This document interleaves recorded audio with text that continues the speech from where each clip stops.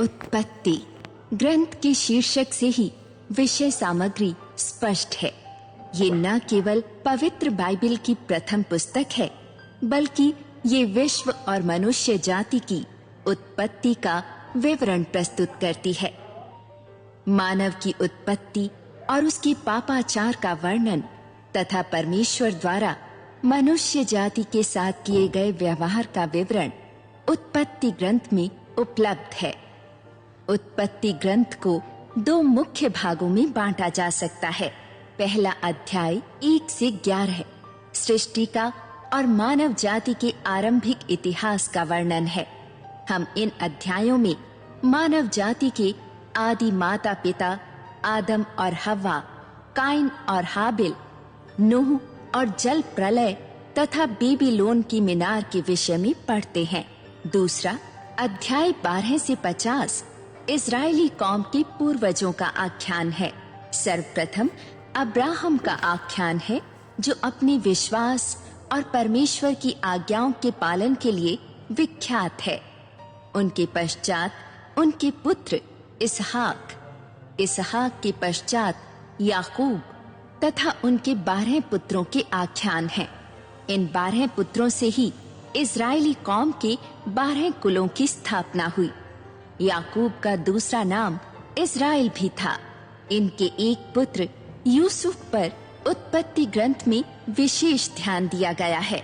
उसके जीवन से संबंधित घटनाओं का विस्तार से उल्लेख किया गया है और बताया गया है कि कनान तथा आसपास के देशों में अकाल पड़ने पर याकूब अपने पुत्रों तथा उनके परिवारों को लेकर मिस्र देश जाते हैं और वहीं निवास करने लगते हैं।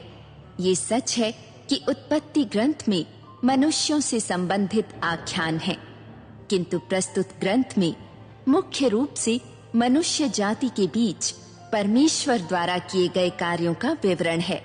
ग्रंथ का आरंभ ही इस विश्वास के साथ होता है कि परमेश्वर ने इस विश्व की रचना की है। ग्रंथ के अंतिम पृष्ठों में परमेश्वर की प्रतिज्ञा का उल्लेख है कि वो मनुष्यों की देखभाल, उनकी चिंता सदा करता रहेगा। वो उन पर से अपना वरद हस्त कभी नहीं हटाएगा। संपूर्ण ग्रंथ का प्रमुख पात्र परमेश्वर ही हैं। वो पाप करने वाले मनुष्य को दंड देता है।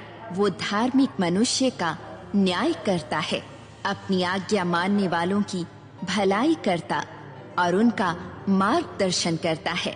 वो अपने निज लोगों के इतिहास को सुगठित करता है, उसे गढ़ता है।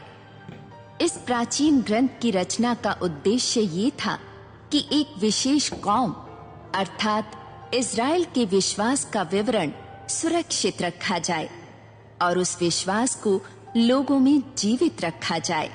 इस प्रकार मानव जाति के लिए प्रभु परमेश्वर का व्यापक प्रबंध प्रकट होने लगा और इस्राएली कौम के साथ उसका विशेष संबंध आरंभ हुआ, जो बाइबल के प्रथम भाग पुराना विधान अर्थात पुराना नियम का केंद्रीय विचार है। इस विधान की शिक्षाओं का वर्णन व्यवस्था अर्थात तौरेत के 5 आरंभिक ग्रंथों में मिलता है। उत्पत्ति इस पंच ग्रंथ की पहली पुस्तक है। उत्पत्ति अध्याय 1 विश्व एवं मनुष्य की रचना का वर्णन। परमेश्वर ने आरंभ में आकाश और पृथ्वी को रचा। पृथ्वी आकार रहित और सुनसान थी, अतः सागर के ऊपर अंधकार था। जल की सतह पर परमेश्वर का आत्मा मंडराता था। परमेश्वर ने कहा, प्रकाश हो, और प्रकाश हो गया। परमेश्वर ने देखा कि प्रकाश अच्छा है। परमेश्वर ने प्रकाश को अंधकार से अलग किया। परमेश्वर ने प्रकाश को दिन तथा अंधकार को रात नाम दिया। संध्या हुई, फिर सवेरा हुआ। इस प्रकार पहला दिन बीत गया। परमेश्वर ने कहा, जल के मध्य मेहराब हो और वो जल को जल से अलग करे। परमेश्वर ने मेहराब बनाया तथा मेहराब के ऊपर के जल को उसके नीचे के जल से अलग किया। ऐसा ही हुआ। परमेश्वर ने मेहराब को आकाश नाम दिया। संध्या हुई, फिर सबेरा हुआ। इस प्रकार दूसरा दिन बीत गया। परमेश्वर ने कहा, आकाश के नीचे का जल एक स्थान में एकत्रित हो और सूखी भूमि दिखाई दे। ऐसा ही हुआ। परमेश्वर ने सूखी भूमि को पृथ्वी तथा एकत्रित जल को समुद्र नाम दिया। परमेश्वर ने देखा कि वे अच्छे हैं। तब परमेश्वर ने पृथ्वी को आज्ञा दी कि वो वनस्पति, बीजधारी पौधे और फलदायक वृक्ष उगाए। पृथ्वी पर उन वृक्षों की जाति के अनुसार उनके फलों में बीज भी हो। ऐसा ही हुआ। पृथ्वी ने वनस्पति, जाति जाति के बीजधारी पौधे, फलदायक वृक्ष जिनके फलों में बीज थे, उनकी जाति के अनुसार उगाए। परमेश्वर ने देखा कि वे अच्छे हैं। संध्या हुई, फिर सबेरा हुआ। इस प्रकार तीसरा दिन बीत गया। परमेश्वर ने कहा, दिन को रात से अलग करने के लिए आकाश के मेहराब में ज्योति पिंड हो। वे ऋतु, दिन और वर्ष के चिन्ह बने। पृथ्वी पर प्रकाश करने के लिए आकाश के मेहराब में ज्योति पिंड हो। ऐसा ही हुआ। परमेश्वर ने 2 विशाल ज्योति पिंड बनाए। अधिक शक्तिवान ज्योति पिंड को दिन का शासक और कम शक्तिवान ज्योति पिंड को रात का शासक बनाया। उसने तारे भी बनाए। परमेश्वर ने उन्हें आकाश के मेहराब में स्थित किया कि वे पृथ्वी को प्रकाशित करें, दिन और रात पर शासन करें और प्रकाश को अंधकार से अलग करें। परमेश्वर ने देखा कि वे अच्छे हैं। संध्या हुई, फिर सबेरा हुआ। इस प्रकार चौथा दिन बीत गया।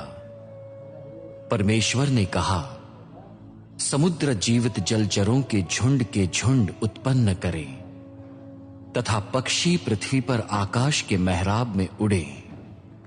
इस प्रकार परमेश्वर ने बड़े बड़े जल जंतुओं और गतिमान जलचरों को, जो झुंड के झुंड समुद्र में तैरते हैं, उनकी जाति के अनुसार उत्पन्न किया।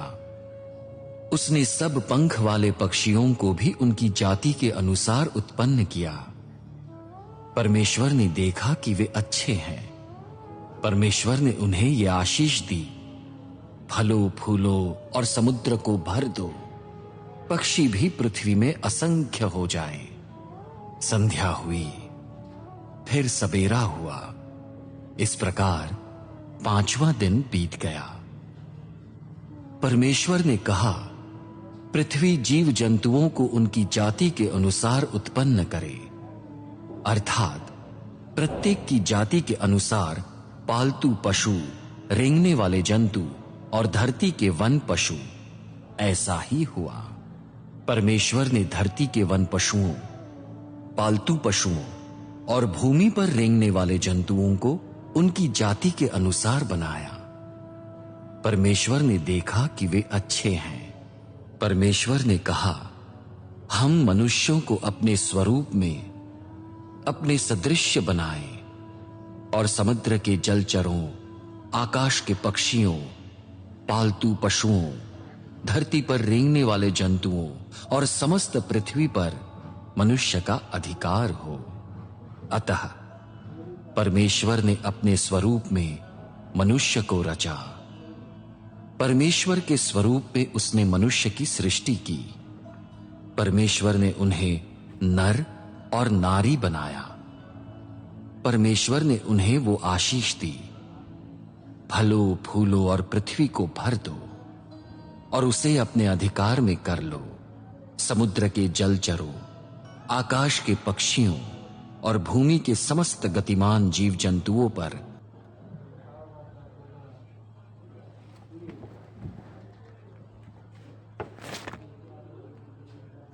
वर ने कहा, देखो मैंने समस्त पृथ्वी के प्रत्येक बीजधारी पौधे और फलदायक वृक्ष जिनके फलों में बीज हैं तुम्हें प्रदान किए हैं।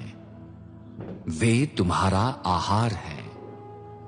धरती के समस्त पशुओं, आकाश के पक्षियों, धरती पर रेंगने वाले जंतुओं, प्रत्येक प्राणी को जिसमें जीवन का श्वास है, मैंने सब हरित पौधे आहार के लिए दिए हैं।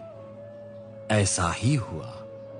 परमेश्वर ने अपनी सृष्टि को देखा और देखो वो बहुत अच्छी थी। संध्या हुई, फिर सवेरा हुआ। इस प्रकार छठा दिन बीत गया।